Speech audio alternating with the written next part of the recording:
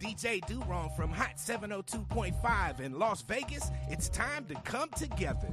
Rainbow Dreams Educational Foundation presents the 24th annual Las Vegas Juneteenth Festival, going down Saturday, June 21st from 4 to 9 p.m. at the Expo at World Market Center, and it's free to the public. Catch R&B icon Tweed live on stage, plus performances by Kiss Kiss and the Squad, Darnell Alexander, Unk and the Nephews, and Las Vegas's pop princess Ray Millie. Hosted by DJ Ambeezy with Not a Boy DJ and DJ Kelly J on the ones and twos. Stop by and visit the Hot 702.5 FM live remote tent and check in with our on-air personalities. Shop the vendor marketplace, hit up the food trucks, and enjoy surprise guests throughout the night. Presented in partnership with Google, MGM Resorts International, Live You Equals You in the city of Las Vegas. Come together this Juneteenth weekend to celebrate freedom with Tweet and Rainbow Dreams. Get your e-ticket now and be entered to win one of our fabulous prizes. Visit June19LV.com. That's June19LV.com. Keep your radio dial right here. You're locked into the hottest news station on the planet. Hot 702.5 in FM sound. Blazing today's hip-hop, R&B, and pop music. Keeping your radio on fire. Bringing you the hottest, realest, riskiest talk shows live 24/7 on hot7025fm.com. Hey y'all, it's your girl Cheryl Underwood, and you're tuned into the hottest news station on the planet, Hot 702.5. No limit to the limit. Welcome to Marriage Bootcamp. No limit to the limit with Robert and Vicky Bell. I thought I told you. No limit to the limit, for better or for worse. No limit to the limit, for richer or poor. No limit to the limit in sickness and health. I thought I told you, to love and cherish until death do you part. 1 + 1 = 1. 2 is bigger, but it's Still 1. 1 1,000, but 2 10,000. Team Bell, Rob and Vicky Bell, Hot 702.5. We out. Welcome to Marriage Bootcamp with Vicky and Robert Bell on Hot 702.5 FM, Risky Radio. Hey. Welcome to Marriage Bootcamp. I am your co-host, Vicky Bell. We're here to have honest, real, unfiltered conversations about marriage. We're going to talk about the struggles, the victories, and everything in between. This platform is for the disciplined, the dedicated, and the wedded warriors. Let me introduce my co-host of 28 and a half years, the commitment colonel, leading the charge in lasting love, Robert Bell. Leading the love and lasting love. Welcome to Marriage Bootcamp with the Bells here at Hot 702.5 FM radio, Risky Radio. Risky Radio. You know, sometimes it gets tough coming up following them dudes. What's them dudes' name? The DraftKings? Undrafted.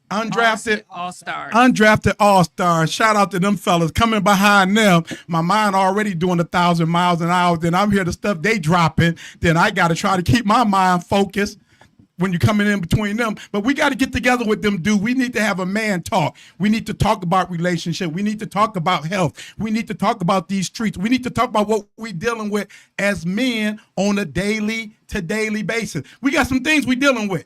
We got some things we going through. But at this moment, Lady Bell, we don't talk about Marriage Bootcamp with the Bells. We're going to talk about love. You said the dedicated. What's them words again? You know, you be dropping them words, girl. It be having me thinking. The dedicated. The disciplined. The disciplined. The dedicated. The dedicated. And the wedded warriors. The wedded warrior. The dedicated. Yeah, because you have to be dedicated to this thing called marriage. You have to be dedicated to this thing called marriage. And we talked about that about a month ago about the dedicated, being dedicated to something, being loyal to something, to being committed to something. You said the commitment colonel. That's you, the commitment, being dedicated.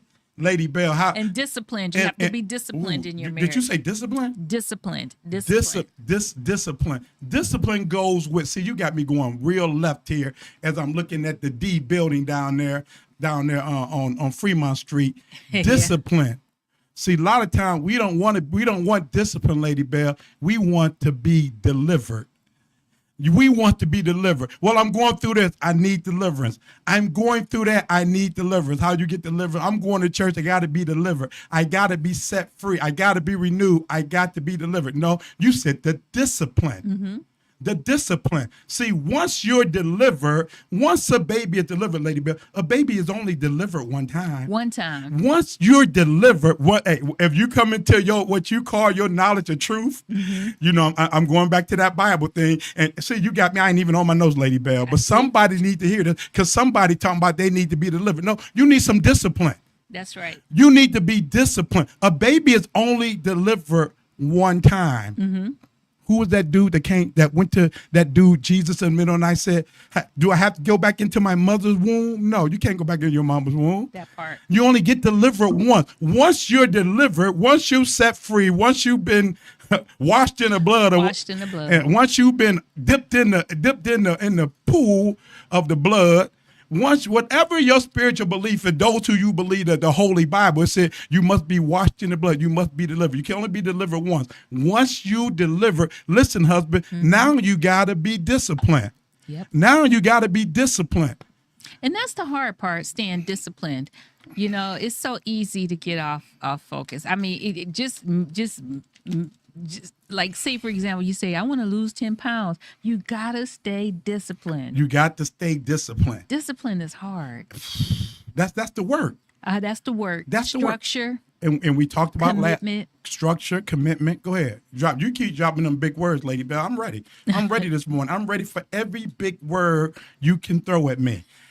You said structure and discipline. They like, those ain't big words. No, that might not be big words to say. They might may be big words to spell, but to live up to, but to do.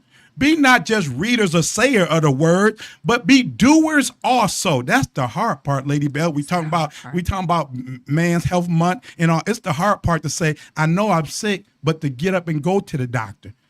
I know something's wrong, but to tell my wife something wrong. I know something wrong, but I just keep pushing it aside. They say this is Man's Mental Health Month, or mental health, or just Health Month? Mental health. Mental health? I believe it's Mental Health Month. Well, whatever it is, mental health, whatever health issues you are having this month, whatever health issues you are having today, whatever mental stress that you are having today, talk to somebody. Talk to your wife.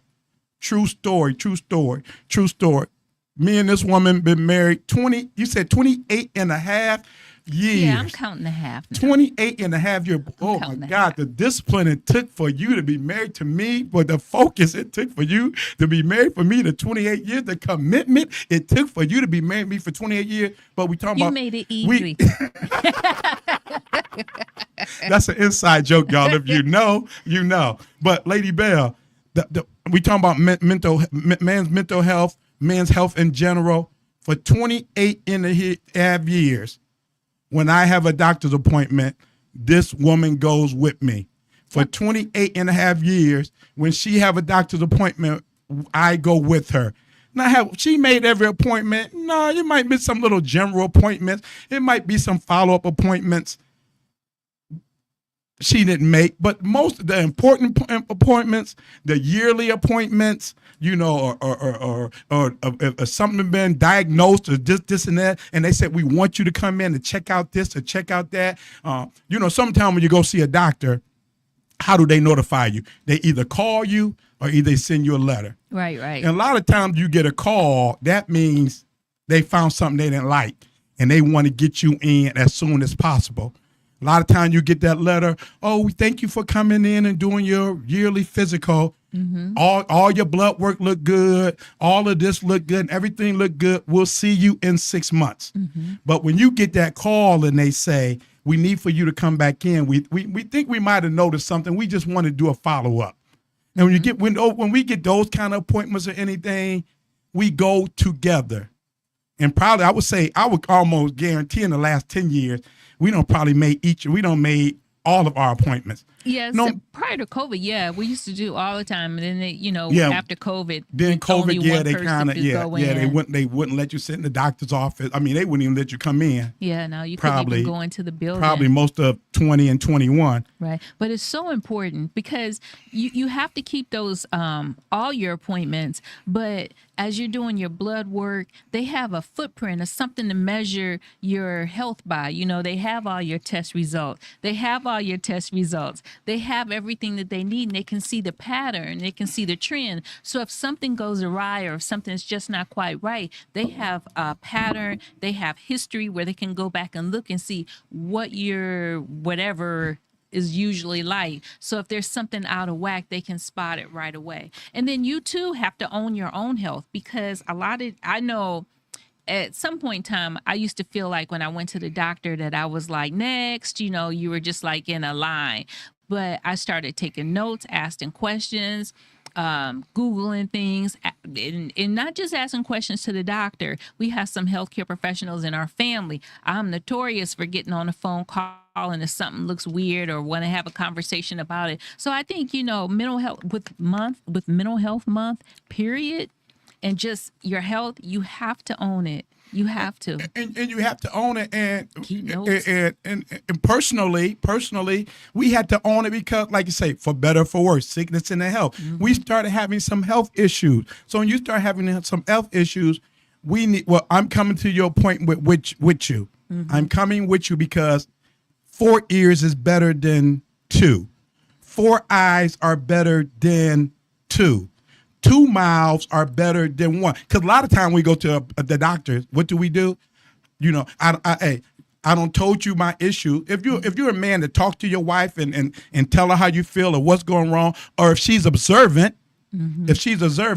can I get a little personal, Lady Bell? Sure. See, when we got married and we sat down and we went over how we was going to be married and these and this and some of the things that we was going to do, and we talk about money and you talk about this and you talk about raising kids and you talk about sex.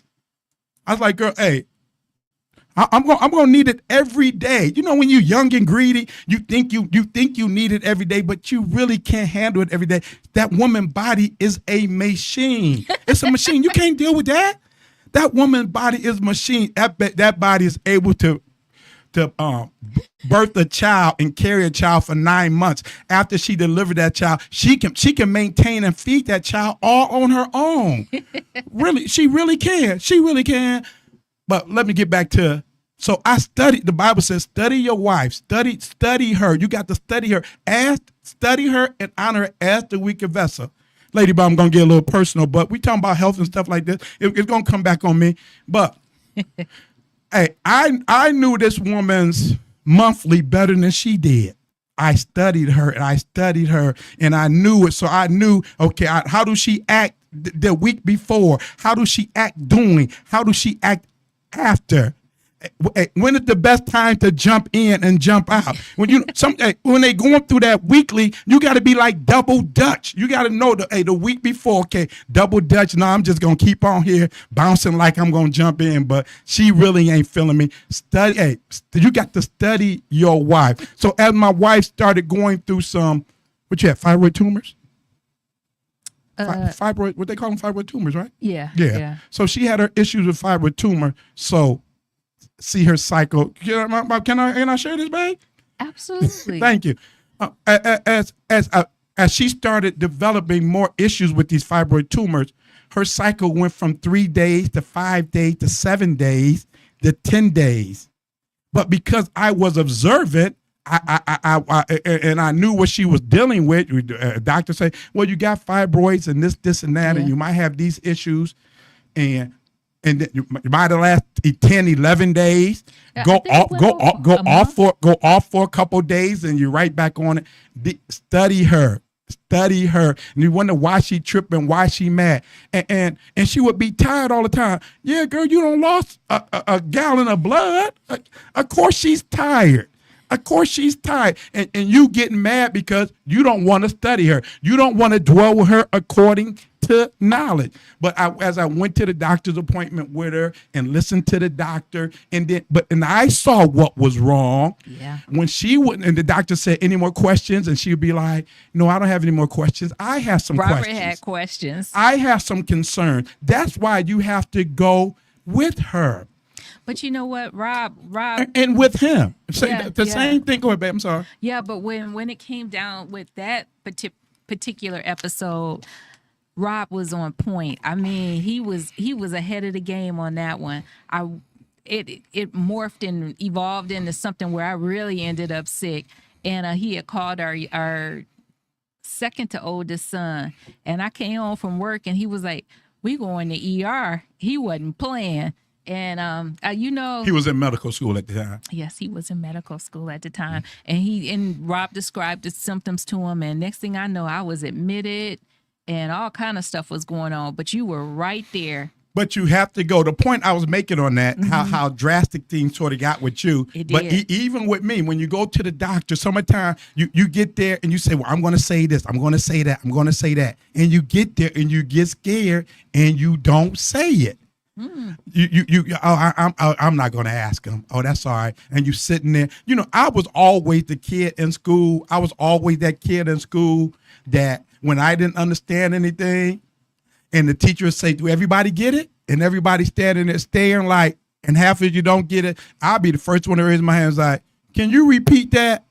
Yeah. I don't understand. Can you repeat that? Can you go over that?" And not to be scared to do that, because sometimes these doctors and the powers that be don't explain things very well. And it's depend on how you comprehend things. Sometimes you need a picture. Sometimes you need to re-explain the way that you explain it, because you're talking about yourself. You're talking about your body, so you have to understand. Do not be afraid to ask him, "No, can you explain that again?"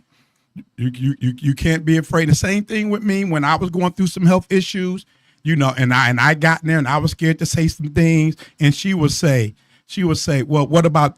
She had a list of questions before we got in there, and so she would ask questions. So I think it's important as husband and wife, y'all should go to appointments together. Yeah. You should, even your gynecologist. Yeah, I went to a gynecologist with her. Yeah. I went there.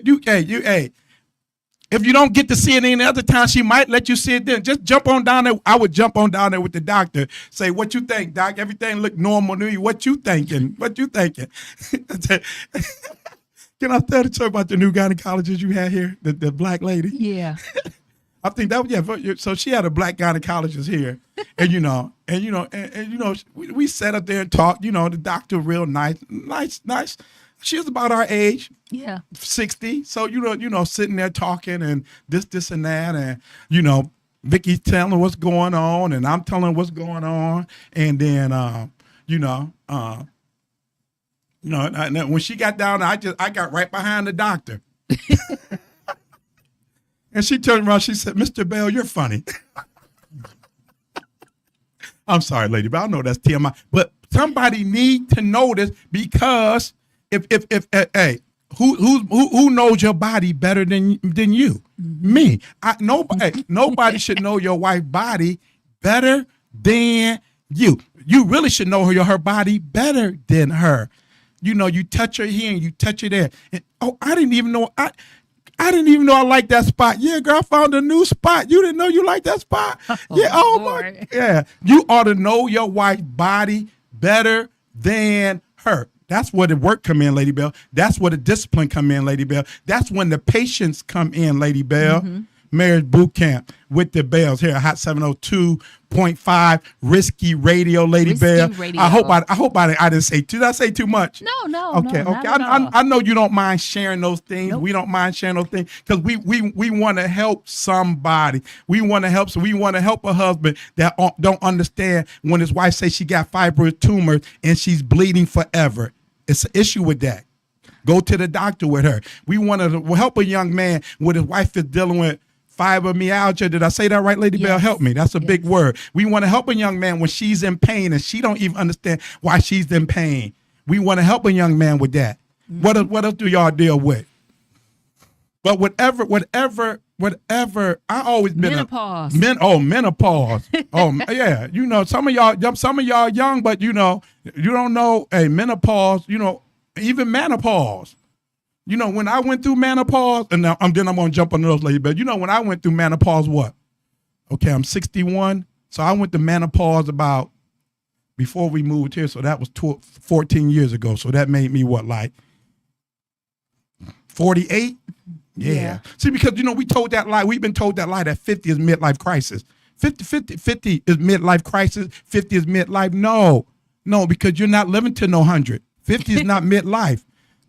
You better hope 35, 36, 37, 38 is midlife. Because the average man lived to be, 74? The average woman, I believe, 78.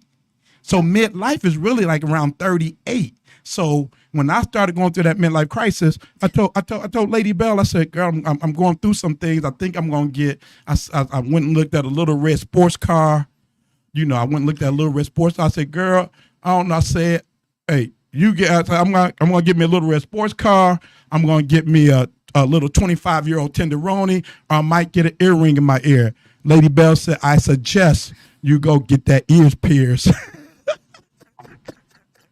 I don't know if I ever went through a midlife crisis. You don't think you went through a midlife crisis? You have to tell me about it. What you think? I mean, you went through one, but you dealt with it good. I mean, I saw the change. I saw the change. But I mean, you know, when you hear women going through midlife crisis or going through menopause, well, you would consider midlife crisis different from menopause? Yeah, midlife crisis, like, I'm getting old. You know, midlife crisis. Nah, I don't. I don't think you ever tried to crash out on me, like, you know, you didn't go out partying every weekend. You ain't get into no booty short phase or no mini skirt phase, or, you know, you didn't feel like, I feel like I want to be 21 again and forever. What is it? Forever 21. I was a mermaid 2 weeks ago. I don't think you ever. I don't think. Now, since you got me thinking, I don't think you ever went through that phase. Like, you know, I don't think you went through the I'm gonna do me phase. We ain't gonna talk about my do me phase, but but I thank God that you didn't go through your do me phase. It's my time to shine, and I'm hanging out with the girlies, and I see you when I get back and all that. you thank you. Hey, you made it easy. I heard that. Marriage boot camp with the Bell. Lady Bell, let's get into some of these notes, because you know today is Saturday, June 7th. 2025 already, Lady Bell. You know, and as we talking, y'all got to remember, these are just our opinions. These are our thoughts. These are our experience. These are our life stories. The ups, the downs, the good, the bad, the better, the worse, the richer, the poor, the sickness and in health. The sickness and in health. After 28 and a half years of marriage, you're gonna live all those things that you say in your vows. You're gonna go through those things. Yeah. You're gonna go through You're gonna go through those things. Lady, but they say, we was having a conversation this morning about finance and all of that, and I thank God that we always been financially stable. We always been. Thank you, Jesus. We thank God that we always been financially stable. But that also comes because of the word you used earlier, discipline. We were always disciplined in our finances. I forgot what the direction I was trying to go with that. We was talking about finance. Help me, Lady Bell. I know you. What we were talking about this morning? We were talking about finances this morning. Oh, we said a lot. Oh, I was saying about. Well, we were talking about that movie. We're talking about hardship, you know, even, you know, have you ever been through, you know, we talking about that Tyler Perry movie Straw, and how, you know, it was just too much for me. It was just too much for me. Everybody have a bad day, but your car break down, police threaten to kill you, your boss is crazy, you know, you get evicted. All in one day. All in one day. That's woo. You talk about a bad day. We don't want to speed one. We don't want to do the spoiler alert. I ain't do no spoilers. I don't think I said no spoiler alerts. No, you didn't. I ain't said nothing that the internet ain't said yet. But we're talking about being financially stable and I was talking about Richard Poor, who said these are our life story, and thanking God that we've been financially stable. But I think a lot of that because of discipline. Yeah. Because focus. Focus. Another big word, Lady Bell. Budget. But I think we shared goals and values too. We had a common goal. Right. But when I say a budget is a big word, Lady Bell, because a lot of people don't have budget. They just live. And we talked about that, how that girl was going through everything in the movie. And we talking about a budget. Well, we're talking about living paycheck to paycheck. I said, you as a single woman, as a divorced woman, you said, well, you had some hard times. I said, Vicky, you ain't had no hard times. You ain't had no time. I live paycheck to paycheck. Yeah, but you live paycheck to paycheck. But you ain't never had nothing cut off. No. You ain't never had said, I ain't got no food in the refrigerator. I ain't got nothing to eat. No. I said, do you understand? Then I Googled it. It said, I said, don't you realize like 50% of people are living paycheck to paycheck? And when I Googled it, Google it. And when I Googled it this morning, it said today, 77% of Americans are living paycheck to paycheck. 77%, Lady Bell. Is that crazy? I thought it was like 50. But you know what's scary about that, though? With the percentage that high, and now we're going into this Trump era, it's going to get a lot worse. It's going to get a lot higher. So, hey, you brought that dude's name up. So you can't get distracted about the cat fight. You can't get distracted about Cardi B and Offset. You can't get distracted. 54.5. How much? 54.5%. What? Of Americans are living paycheck to Well, what paycheck. did I see 77% when we were sitting at the kitchen table? Remember I said it said 77%? Mm-hmm. Let's ask our engineer. I must have looked at something else then. Maybe I was looking at the wrong thing. I thought it said 77%. But you can't get distracted with the cat fight with Trump and Musk. Oh, I don't know what I was looking at then when I thought 77% this morning. I'm sorry, 54%. So my initial thought was 54%. I don't know why I thought I Googled something that says 77%. But that's what it's gonna be. But that's still half of household are living paycheck to paycheck. Mm-hmm. What is paycheck to paycheck?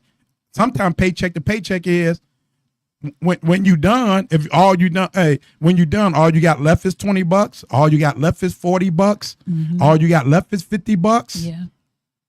You know, hey, I remember things got tight for us at one time, but because we had a budget, but that was really on the business side. Since I want to help people, you running the business, when you got a household to run and you running a business, it's always home first. You know, and I know you got to take care of your business and all that. But when business start affecting home, mm-hmm. you got to always make sure home is stable. Yeah. You know, my business started slowing down and this and that, and I'm trying to make payroll and I'm trying to keep stuff going, and I'm digging into retirement fund, and my wife, she's just so smart. You know, she give me little notes and say this, and then she had a conversation. She had a conversation with one of my sons. You know, she basically put a bug in his ear. So then he gonna call me. Hey, Dad, how's everything going? Everything is going great. You know, the business is a little this and that and that, blah, blah, blah, blah. You know, but everything all in all, everything is going good. Well, I talked to Mom. She said you doing this and this and that, and you draining retirement fund to keep the business going. And my son said one thing to me. He said, that ain't smart. That ain't smart. And so I had to sit down and we had to recalculate some things, mm-hmm. because I was determined, you know, because of that pride thing, I ain't going to let this business fail. I ain't going to make sure, ain't nobody going to say, oh, you know, I'm working for Bell Properties and the check bounce. That's right. Out of every man that ever worked for me, every woman that ever worked for me, every entity that we ever owed as Bell property, nobody checked ever bounced. No. All my guys' checks always clear. Everybody got paid every week, every Friday. That was my goal. Wait, the Bible says, for my Bible readers and Bible believers, a good name. A good name. But what's better than silver and gold? A good name, Lady Bell. A good name is better than silver and gold. Yeah. After all the bling bling you got on, after all the name brand stuff you got on Louis, you got on Gucci. What's that one name I can't say, Vicky? Balenciaga. Did I say it right? You got on all that stuff, and your name, and you got a 450 credit score. But you got on all those name brand. But what is your name worth, Lady Bell? We like I said, we talked about why was I talking about a budget? We're saying a budget. We're talking about discipline and a budget. We're talking about how many households are living paycheck to paycheck. How many households? Yeah, and it was 50% of, a little over 50%, 52% of households are living paycheck to paycheck. Oh, and we talking about, we said we was always financial stable. And I said because of your discipline and because of key words you introduced to me when we got married, you introduced the word budget to me. I didn't have a budget. I pay all my bills are always paid on time. I didn't have a budget. I just made sure all the bills were paid, and then everything else was, at that time, everything else was play money to me. It was like, everything is paid. I don't care.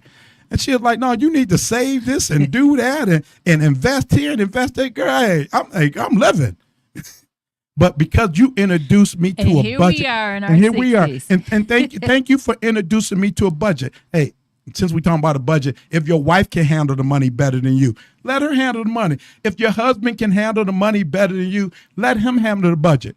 But let him handle the finances. Hey, but that takes discipline, Lady Bell. Mm-hmm. We want to be delivered, Lady Bell. No, you have to be disciplined. Mm-hmm. That's the hard part, Lady Bell. We say work and discipline. Work, a four-letter word. We talked about last week. You thought you married Aaliyah. You thought you wanted Rachel. That was good. You wanted Rachel. Hey, what was we looking at? We was looking at that podcast yesterday. Those four girls. I can't remember their name. The name of the show, that African show, the four African girls. I know. And the girl said, we tired of you guys sending your representative. We tired of you. You better find out who she is before you marry her. You better find out who he is before you marry him. If your goal is if your ultimate goal is to get married, my goal is to get married. Mm-hmm. After I date you and find out if I like you and you like me. Now dating don't lead to marriage. Dating leads to courtship. Mm-hmm. Dating lead to courtship. Now we going to court. I'm bringing your mama to the jury stand. I'm bringing your daddy to the jury stand.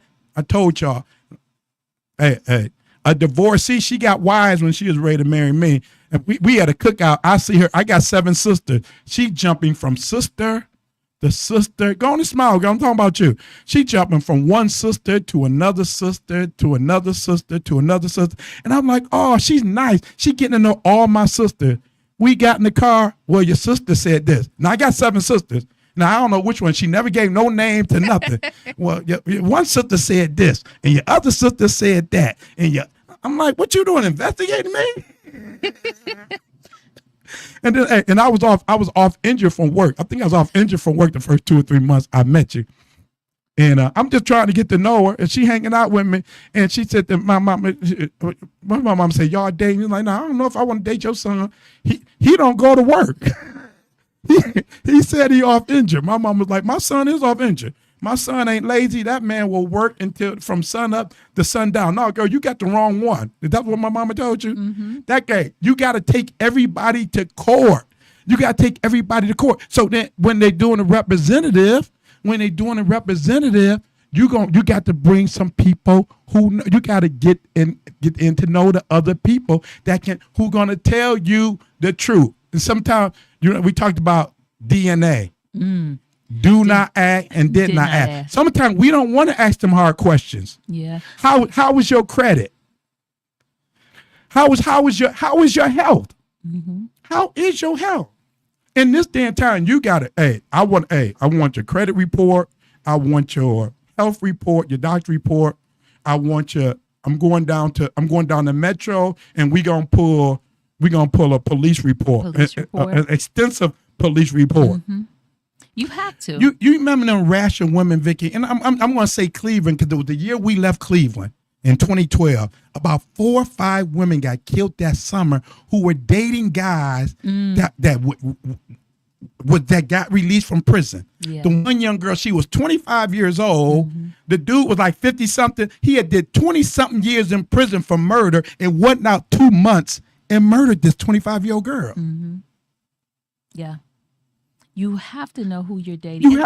And it's so easy in today's time because you have social media, you have the internet, you can just Google somebody's name, like here where we live at, it's kind of like a transplant city. People are from all over, but you got Google, you do have that social media, and then you go to the police station and you get a police report on this person. You have to, you just have to. And nowadays you just have to. It's not even an option. Why are we scared? Why are we scared to find out?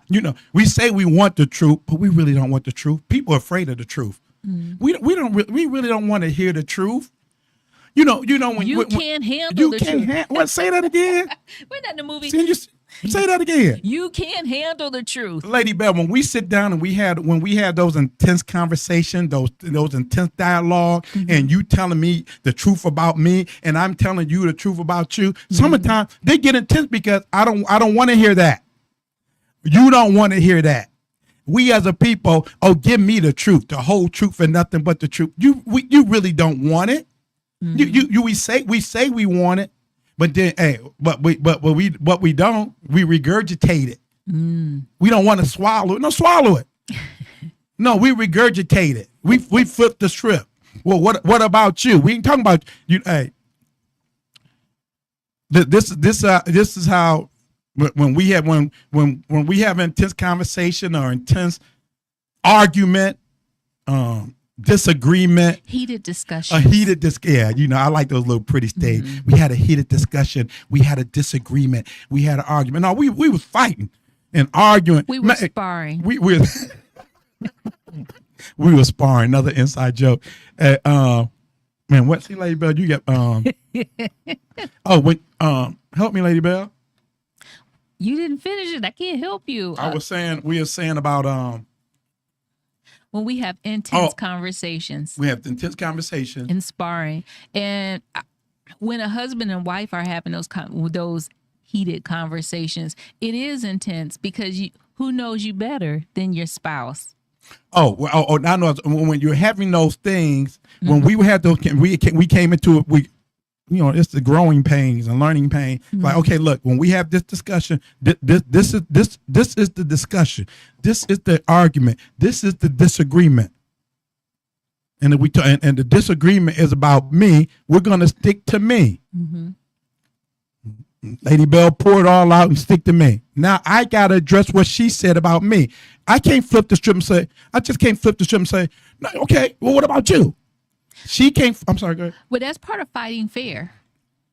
Fighting fair, where you have where you have a guideline so it doesn't get out of hand. This is how we're gonna do. We're gonna talk about me. We're gonna talk about me. We're gonna talk about you. We're gonna talk about you. It's kind of like a blueprint of how and to stay focused. Right. So let's talk about what you said you want to deal with me. Mm-hmm. I just can't avoid that and start throwing darts at you and start throwing complaints at you mm-hmm. and start throwing stuff at you to get off of me. No, let's deal with me. Okay. Mm-hmm. That's how you feel. When we done dealing with this, can I tell you how I feel? Yeah, then you can throw me the tennis ball. Then I can throw you the tennis ball. Mm-hmm. So you have to learn those things, Lady Bell. I don't know how we got there, but I think somebody might need it, Lady Bell. I want to get in on this. How much time we got left? I want to talk about this, Lady Bell, because it's spring is in the air, summer is in the air, and all of that. It's time to have fun.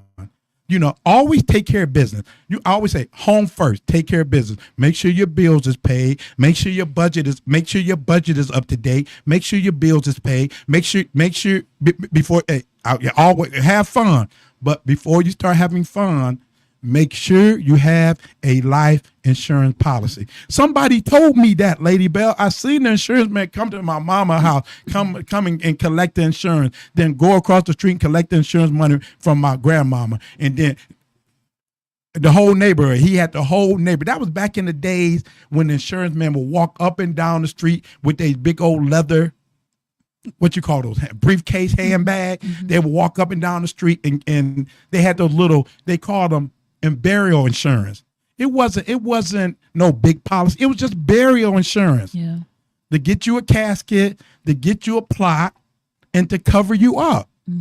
But things have changed now. You got to buy a plot if you don't get cremated. You got to buy a plot. You got to buy the cement box they put you in. What's that called? They got to put you in the cement box. Yeah, I can't think of because they don't want, they have put you in a cement box. Then they call the undigging and the covering fee. It's a whole lot of fees now. My mom and them just had burial insurance. So listen, husband, you have to get a life insurance policy for your wife just in case. It's so important. I just saw a thing this morning in the news where a burial vault, where the husband, it was an engaged couple walking down the street. The engaged couple walking down the street, and a police chase, and the car lost control, and the fiance pushed his fiance out the way, but the car hit and killed him. Life is it's fragile, Lady Bell. Life is fragile. So we have to just in case get a life insurance policy for your wife and kids. You don't want to be up there in heaven walking through them pearly gates and walking the streets of gold and in your mansion, and your kids is down here with a T-shirt with your picture of you on it, and they washing cars. They standing out there with a sign, "Help me bury our daddy." You don't want to leave. You don't want to leave your kids like that. So hey, have fun, but make sure you have a life insurance. But before you have any fun, make sure you have a life insurance policy to cover your family for at least 5 years. It's so important, Lady Bell. Life is fragile. People is crazy. People is snapping. Yeah. People, how many times have you had to told me, Rob, don't say nothing. Let it go, Rob. People are snapping. You don't want to. Don't let your pride. The weather's getting warm. People are getting intense. It might be their last straw. Don't let nobody who's under pressure, don't let that pipe burst on you. That's good. We talked about man health. We need to talk about man pride. Okay, lady, I wrote this down when I was listening to that radio show. They were talking about man health. A lot of us brothers sometimes we just need to be acknowledged. Hey, Rob, how you doing? Hey, Rob, how's your day going? Hey, Rob, where your heart at? Hey, Rob, where your head at? Know what else we need, Lady Bell? Sometimes just speak to me. Acknowledgement, speak to me. Hey, what's happening? Know what we really need? A hug. A lot of men just need a hug. You remember our neighbor that lived across the street, and I know we run out there. Remember our neighbor that lived across the street, the people we bought the house from? Yeah. I can't remember their last name. But me and him became, friends. And it was an older gentleman. He was like what, 88 years old, almost 90. But he was retired 3 or 4 times, but he was still working somewhere as security guard. So, we in the process of purchasing the house from him. I would go over there and talk to him, and, we would talk back and forth. And he had 3 sons. All his sons were grown, younger than me at the time. But when we was closed on the deal, his son that came and, moving all their stuff out and all that. And I came over to talking to the son and helping. And so me and the father standing in the garage. I said, well, I got to go. So I grabbed, I was shaking his father's hand. I hugged him. Because I would always shake his hand and hug him. And he hugged me back. And then the son came, remember the son came across the street? He said, man, what did you do to my dad? It was 3 of us. My dad ain't never hugged none of us. I said, you got to hug him first, even when he tried to pull back. My dad didn't hug me until I was 18 going off to the service. shook my hand and said, "You're a man now." He shook my hand and he hugged me and kissed me on the forehead. Sometimes we just need a hug. We need a handshake. We need a hello. A hello is healing. An acknowledgement is healing. Father's Day is coming up. You know how many fathers might be depressed if they don't get acknowledged? Thanks, Dad. You could have did better. Yeah, I could have did better. But thank you for, I seen something this week that said, hey, forgive your parents. They were learning too. That's good. Forgive your dad. He was learning too. Yeah. Forgive your dad. He's still learning. Yeah. This Father's Day is coming up. Acknowledge your father. Say hello. Call him. Say thank you. And what he didn't do right, do better. I tell my sons all the time, you felt I fell short in this area, that area. What I didn't do right, what I felt my daddy fell short in, I did better. Whatever area you feel your daddy fell short in, do better. Yep. But you know how, I want to say it one more time. You know how healing it is when you see a brother, say hello. When you see a brother, shake his hand. When you see a brother, give him a hug.